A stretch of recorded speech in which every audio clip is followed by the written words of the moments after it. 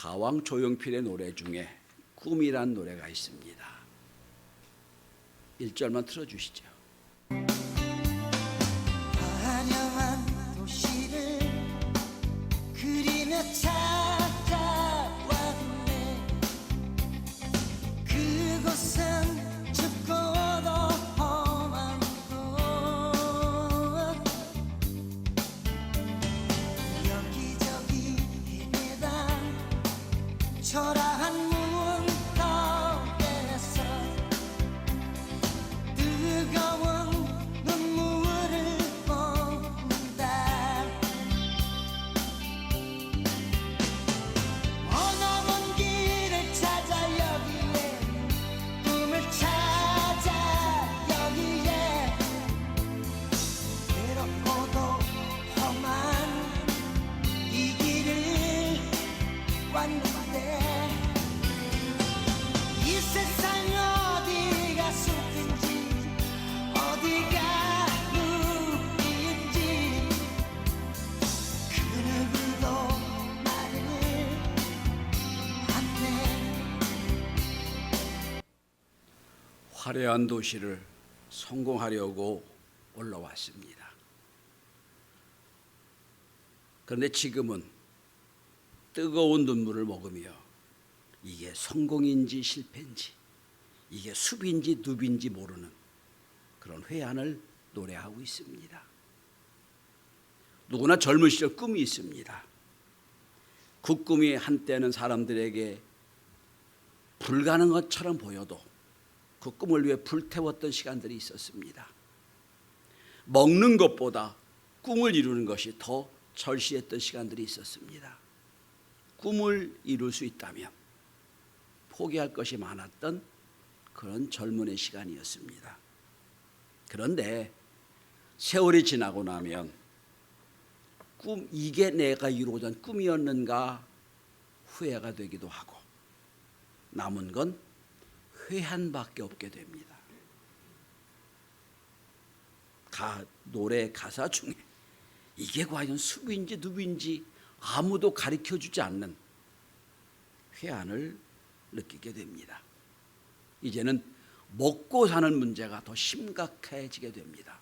예전엔 꿈이 더 가장 소중한 거였는데 나중에는 먹고 사는 문제가 제일 중요한 것이 되어버리고 마는 아주 평범한 사람으로 돌아갑니다. 오늘 제자의 모습이 이런 모습이었습니다.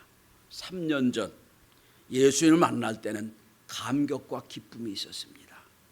오병이어의 기적의 현장에서 자기들이 바구니 하나에 떡과 생선을 가지고 떼어주면서 아무리 떼어주어도 안 없어지는 현장을 보며 야, 이 진짜 메시아가 오셨구나 느끼기도 했어요.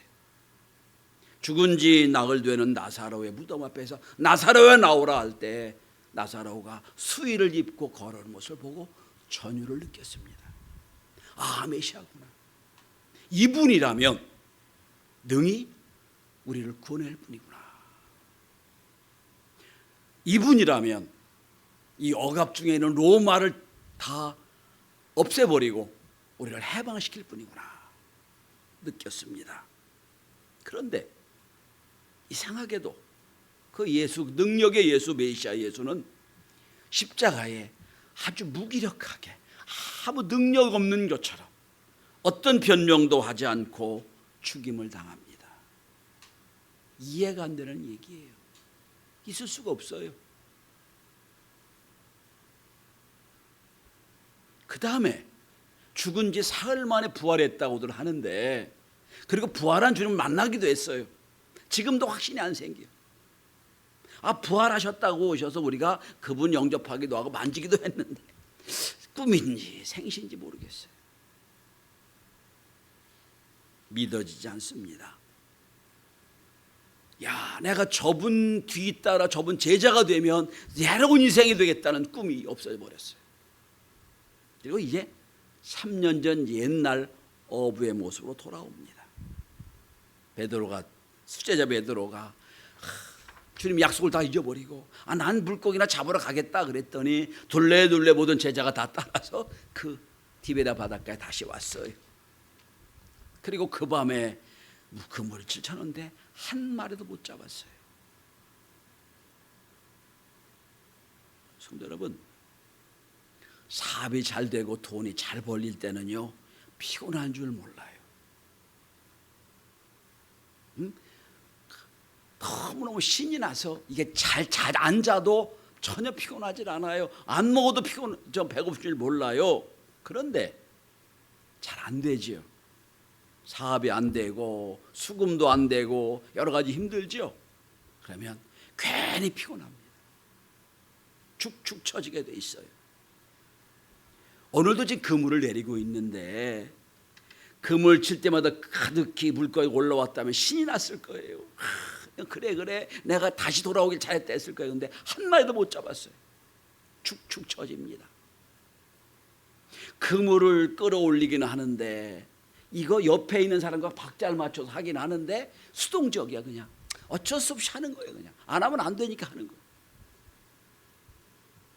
의미 없는 행동을 하고 있는 제자들의 모습이에요. 에머리 대학의 사회학과 병의학 교수인 코리 키스 교수가 있습니다. 이분이 최근에 아주 재미있는 책을 하나 냈어요. 시들해짐, 랭귀싱이라는 단어에 쓰는 시들해짐이란 책입니다. 코로나 이후 현대인들은 특별한 감정을 느끼는데 그건 시들해짐이다라는 거예요. 번아웃과는 다른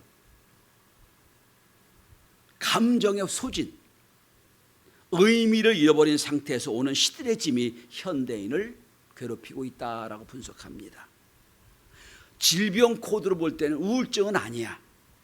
완전히 행복하지도 않고 죽고 싶긴 하지만 죽고 싶은 마음은 있지만 그렇다고 내가 죽고 싶은 건 아니야. 이게 시들해짐이에요.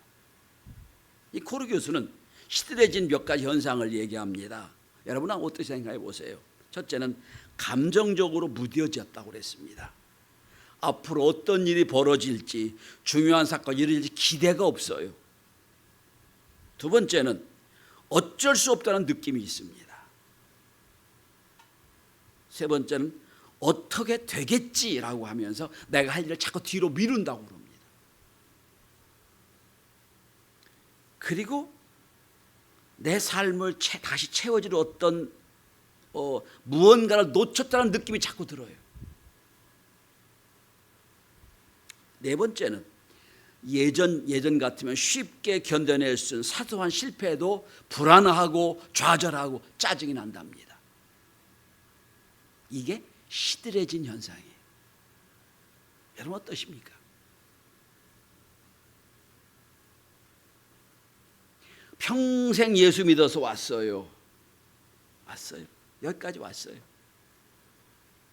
근데 어느 순간 보니까 내가 주님을 기도할 때 막 기대하거나 막 찬양할 때 뜨겁게 막 그다음에 하나님께 대한 찬양도 그게 없어졌어요. 그냥 어떻게 보면 습관적으로 자동적으로 예배 참석하고 와서 그냥 있는 거예요. 여러분 오늘 제자의 모습이 똑같아요. 모든 게 시들해졌어요. 지금 내 꿈을 잃어버렸으니까. 모든 것이 시들해지는 상황에서 극도로 피곤해진 우리들 현대인들에게 오늘 예수님은 질문을 하십니다. 저도 여러분에게 두 가지 질문을 드리고 싶어요. 예수님은 제자들에게 오셔서 질문하십니다. 두 가지 질문을 하세요. 첫째는 오늘 말씀의 제목입니다. 너희들에게 고기가 있느냐 물으세요. 고기가 있느냐. 여러분 신약 성경에서 물고기가 나올 땐 상당히 상징적인 단어입니다. 신약 성경에 나오는 거의 모든 물고기는 익투스란 단어를 씁니다. 헬라어로 익투스. 그래서 여러분 왜 한동안 왜 자동차 뒤에 이렇게 물고기 그리고 익투스 쓴 거 많이 보셨죠? 이게 예수 믿는 표시였거든요. 물고기는 물고기인데 나 예수 믿는 사람이다 그런 뜻이에요. 여기서 예수님이 베드로의 그물에서 나오는 얘기. 그래서 초대교회나 로마 시대에 핍박당할 때 손으로 물고기 그렸다고 그럽니다. 익투스를 그려요. 나 예수 믿는 사람입니다. 서로 증표로 서로 얘기했던 그 익투스예요. 근데 여러분 오늘 본문에 고기가 있느냐 물을 때 신약 성경에 처음이자 마지막으로 이상한 단어가 쓰입니다. 프로스파기오냐는 단어입니다. 이건 물고기라기보다는 조미해진. 근데 그냥 생선이 아니고 이게 식탁에 놓여 있는 물고기란 뜻이에요. 식탁에 놓여 있는 반찬 이런 뜻입니다. 가장 쉽게 표현하면 식탁에 올려져 있는 진미, 빵과 함께 먹는 음식 이런 뜻을 갖고 있어요.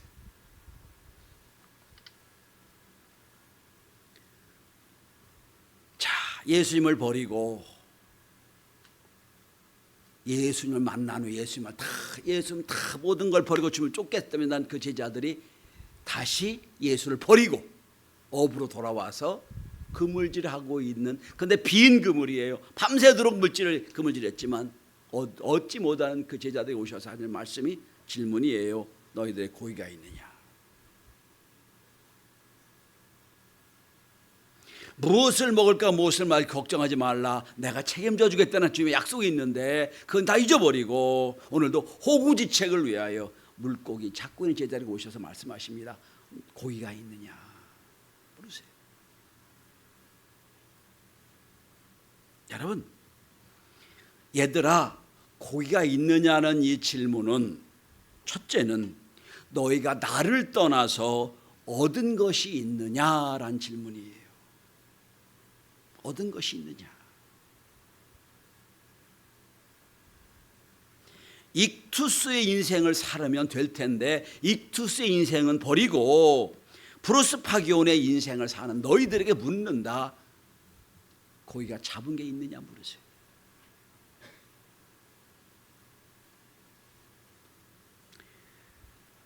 저는 우리 교회 집사님, 권사님 임직할 때 반드시 묻는 질문이 하나 있어요. 그리고 아주 서약을 받아요. 하나님께 약속을 받습니다. 주일을 성수하시겠습니까? 딱 두 가지예요. 11조 드리겠습니까? 딱 두 가지. 이거 통과 안 하면 집사 안 돼요. 우리 교회에서. 주일을 성수하시겠습니다. 예, 주일은 뭐예요? 오전 예배, 오후 예배 다 드리는 게 주일을 얘기하는 거예요. 우리 11시에 드리는 건 주일이라고 안 해요. 그건 그냥 반만 드리는 거예요. 그건 형식상의 주일 성수예요. 오후 예배까지 드리. 원래 한국 교회는 저녁 예배가 있었거든요. 그러니까 드리는 게 주일 성수예요. 그런데 어느 순간부터 겨우 주일 대예배 함께 한번 참여하고 주일을 지켰습니다라고 생각을 해요. 자, 똑같은 질문을 합니다. 그래서 얻은 게 있으십니까? 묻는 거예요. 그 시간을 가지고 뭐 얻은 게 있습니까? 하는 질문.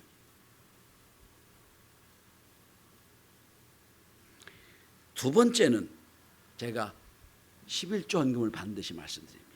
주권 인정하는 거거든요. 저희 주권 인정하는 게 11조예요. 근데 처음에는 아이고 남편이 신앙이 없으니까 그냥 내가 버는 거 11조 드리겠습니다. 오케이 그렇게 하십시오. 생활의 11조 드리겠습니다. 그렇게 하세요.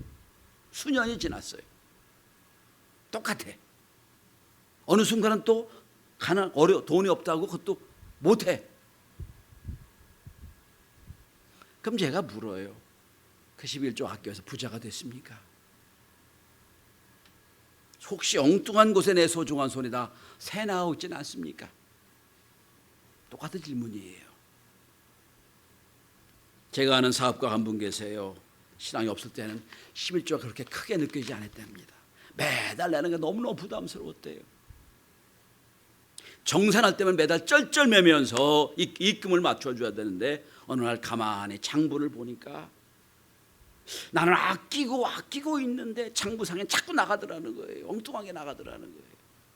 그런데 가만히 보니까 11조 헌금을 드리려고 보니까 이게 별 차이가 없더라는 거예요. 이번은 결심합니다. 매달마다 주의 주권 인정하며 살겠습니다라고 지금도 우리 교회 11조 보내보내고 계세요. 주권 인정하겠다는 거예요. 여러분, 아니 익투스의 인생을 살아야 되는 우리들이거든요. 근데 프로스파기온의 인생을 뭘 먹을까 이거 집중, 이거 몰입하다 보니 아무것도 잊어버렸어. 두 번째, 너에게 고기가 있느냐는 질문은 지금 너희가 물고기를 잡을 사람들이냐는 묻는 질문이에요. 내가 너를 뭘 먹을까 뭘 마실까 그 속에 살려고 부른 거 아니지 않느냐 물으시는 거예요. 거기가 있느냐. 나를 떠나서 너희가 하나님의 사람으로 살아야 될 사람들이 그저 무엇을 먹을까 뭘 먹을까 그냥 일상적인 삶으로 돌아간 사람들이 아니냐 묻는 거예요. 두 번째로 예수님이 질문하십니다. 얘들아 라고 질문하세요. 얘들아 라고 주님을 부르세요. 우리들을 부르세요. 여러분 성경에 보시면 하나님이 예수님이 제자들을 부르고 우리를 부를 때 여러분 퉁쳐 부른 적이 한 번도 없어요. 다 개인의 이름을 부르세요. 베드로야, 요하나, 다니엘아 다 개인의 이름을 속속들이 부르세요. 얘들아 부르시는 게 한 번도 없어요. 근데 얘들아라고 부르세요. 근데 헬라어를 보면 이거 얘들아 이 말은 성인에게 쓰시는 단어가 아니에요. 이건 아이를 부를 때 쓰는 단어예요. 여기서 여러분 아주 기독교 유명한 출판사가 제목에 나오죠.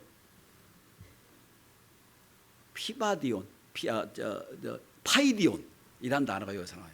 파이디온, 아이란 뜻이에요. 어린애를 부를 때 쓰는 단어예요.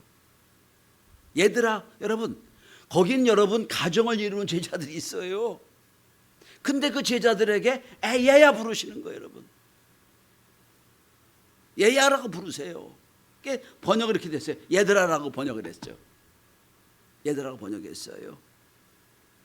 그러니까 유일무이하게 얘들아라고 예수님이 제자를 부른 건 여기밖에 없어요. 한 번도 없어요. 여러분 그 의미가 뭘까요?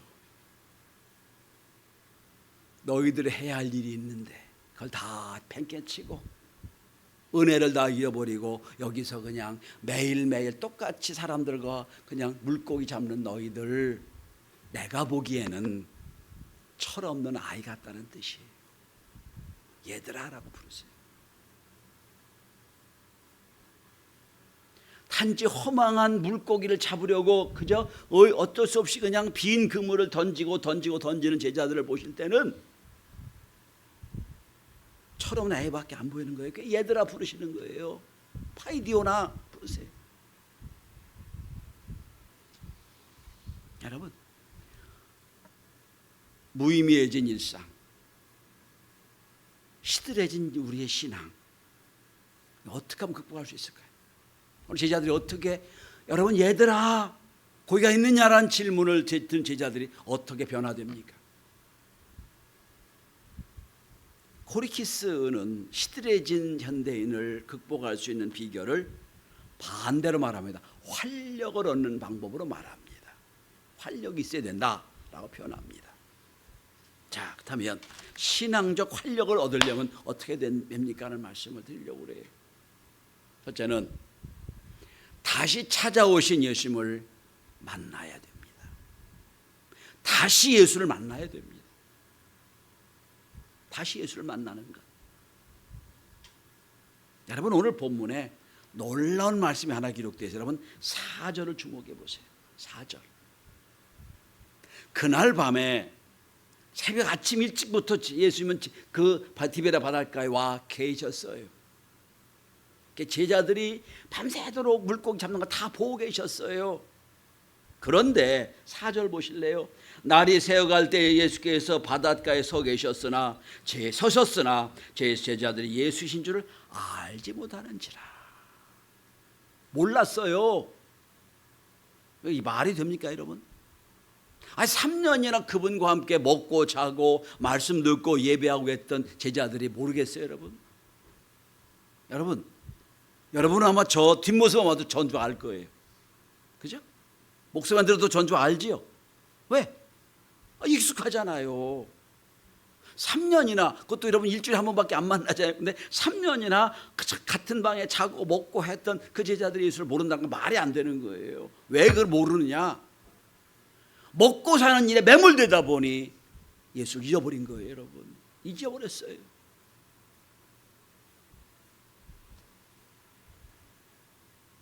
주님의 제자들을 향하여 이제부터 너희 제자가 아니라 내 친구라라고 부르셨는데 제자들은 잊어버린 거예요.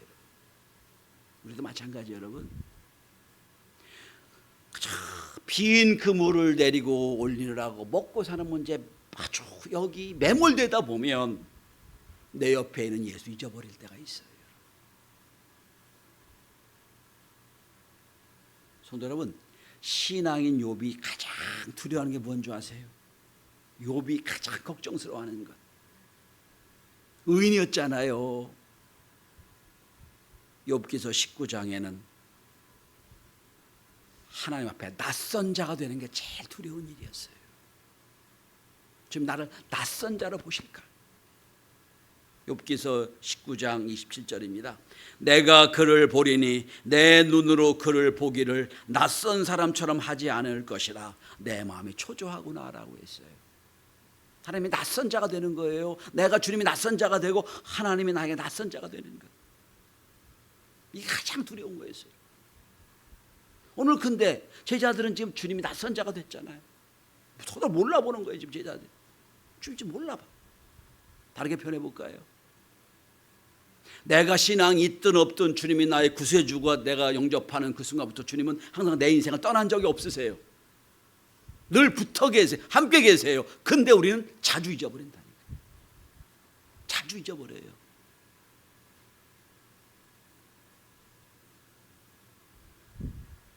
제자들은 예수님을 떠났지만 예수님은 제자를 떠난 적이 한 번도 없으세요. 배반하고 도망쳐간 디베라 바닷가에도 찾아오신 주님. 그 새벽에 가셔가지고 빈 그물을 내리고 힘들어하고 좌절한 제자를 보시는 주님.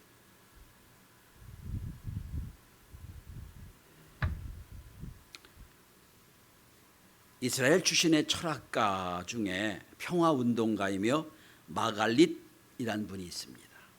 이분이 배신이란 책을 써요. 배신을 기가 막히게 정해 놓습니다. 배신은 어떤 경우에서든지 두터운 관계에서 접착제를 떼어나는 행위입니다.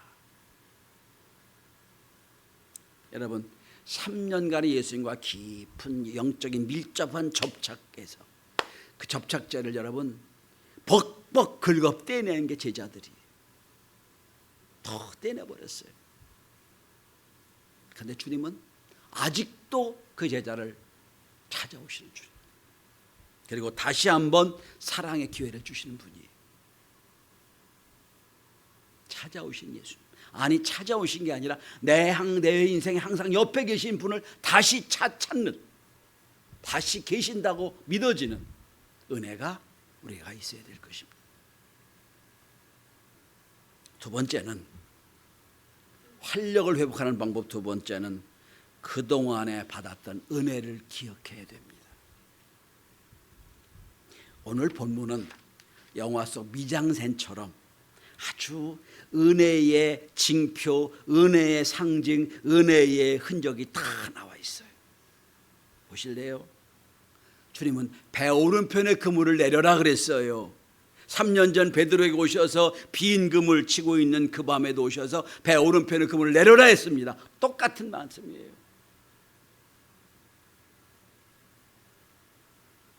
그 다음에 숯불이 놓여 있어요.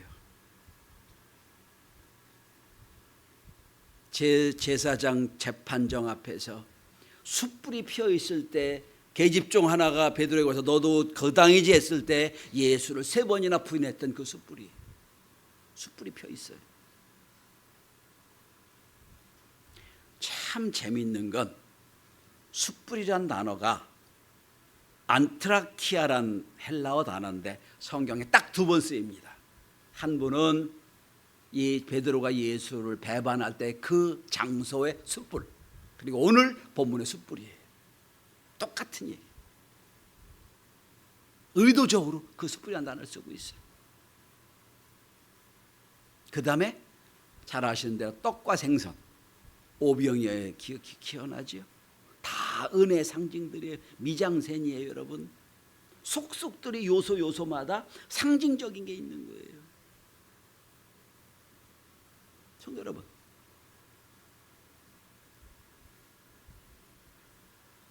우리 한번 주위를 돌아보세요. 내 인생 한번 뒤에 돌아보라고요. 곳곳에 내가 힘들고 어려울 때 하나님께 기도했던, 응답했던 그 흔적들이 있어요. 내 자녀를 위해 기도할 때 자녀 그때는 막 열심을 다해 기도해서 그 자녀가 지금 잘 커지고 있어요. 은혜의 흔적이잖아요. 직장 문제 때문에 막 또한 애 아파서 막 하나님께 기도하고 간구했더니 그 다 은혜로 엮여있어요. 그 흔적이잖아요.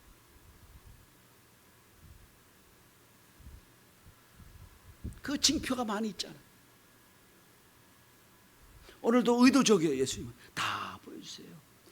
너희들이 아직도 은혜 모르느냐 물으시는 거예요.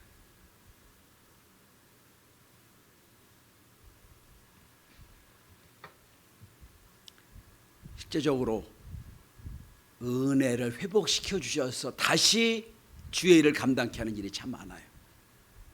지난주에 여러분은 아시는 대로 우리 교회 십자가가 이렇게 세워졌어요.